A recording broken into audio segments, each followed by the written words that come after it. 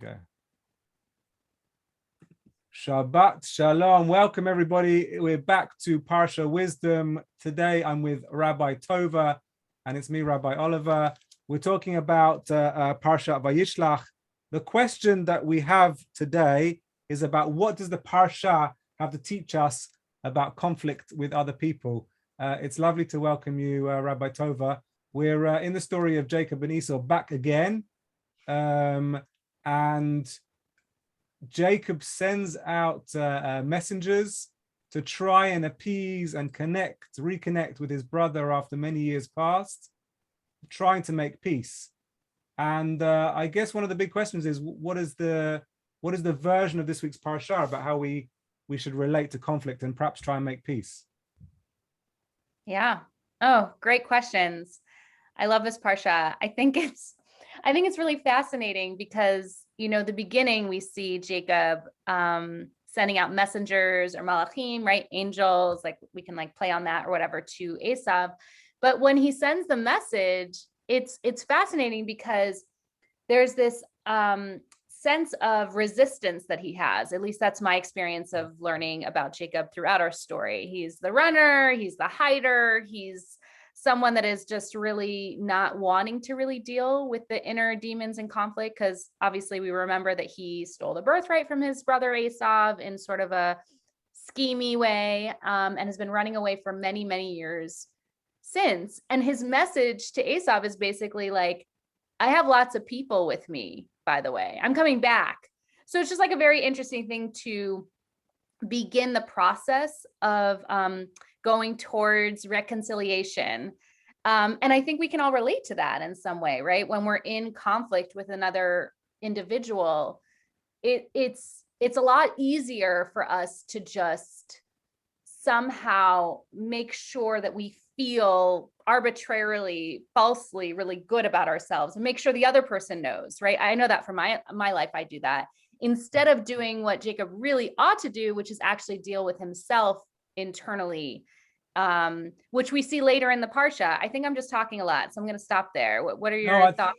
It's a beautiful beginning. I guess one of the things, I love the character of Jacob because he's so flawed and so messed up, and been doing a lot of thinking about him as a representation. He's about to become Israel, so he's the forefather of all of the tribes and all of the sons who become the leaders of those tribes, and then the primary predecessor of then what becomes the Jewish people.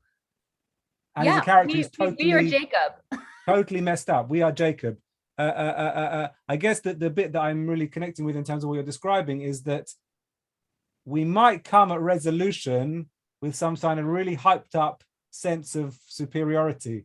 And yet the reality is represented by Jacob is he's done some terrible, terrible things. And that's also an aspect that we have to live with, that often we are not right and not purer than the driven leaf, the expression goes. We are messed up and we've done bad, and we still have to get back on it and try and make peace with people who are in front of us.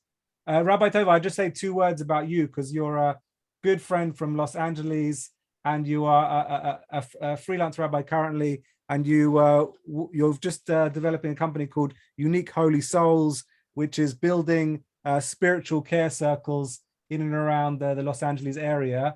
And it's just lovely to welcome you as a teacher. Tell us a little bit more about this. We're honored to welcome you as a teacher. Tell us more about this aspect of dealing with our imperfections in relation to then making peace with others. It's a fascinating one.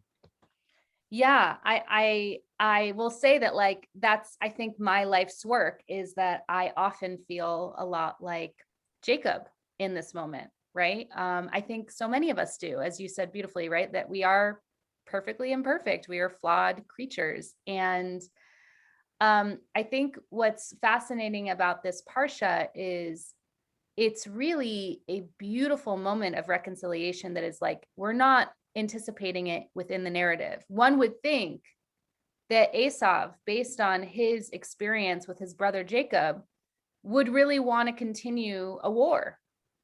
Right. And yet at the end, we see that that is not the case.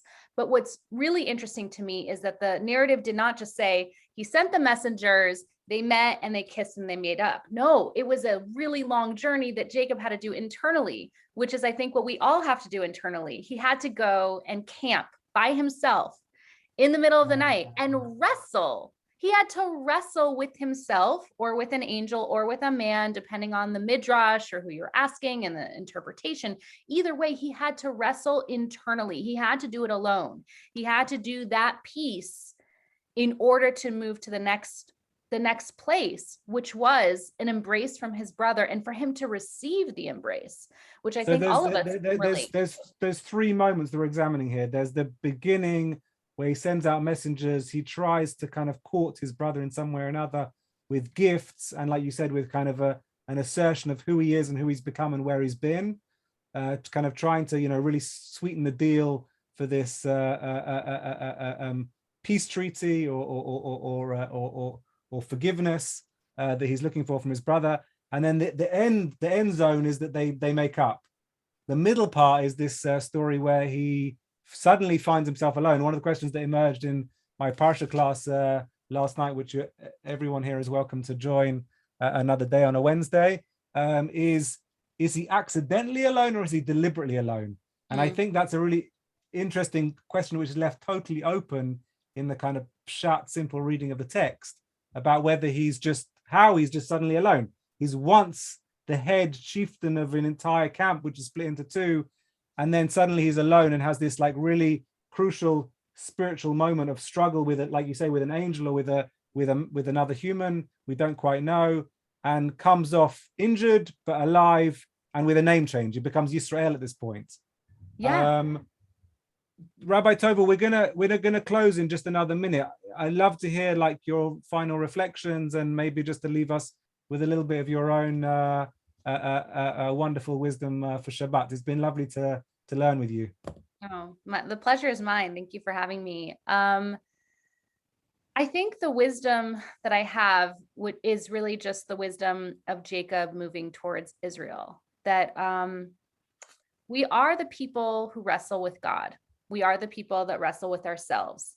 And I think owning that story, that part of our story, is perhaps like the beginning of something that could happen for all of us in our everyday life. I know that when I read this story, I feel in some ways more alone and in some ways less alone. And I know when I teach that, that's also how other people feel. And I think that there's a lot of wisdom in sitting with that discomfort. And we have a lot of work to do as humans. And I'm just excited to be part of the journey to continue the work for myself and to hopefully help others do the same. Exactly the work you're doing. Shabbat Shalom. Love to your family. Love to your community. You too. Thanks. Miss you. Bye.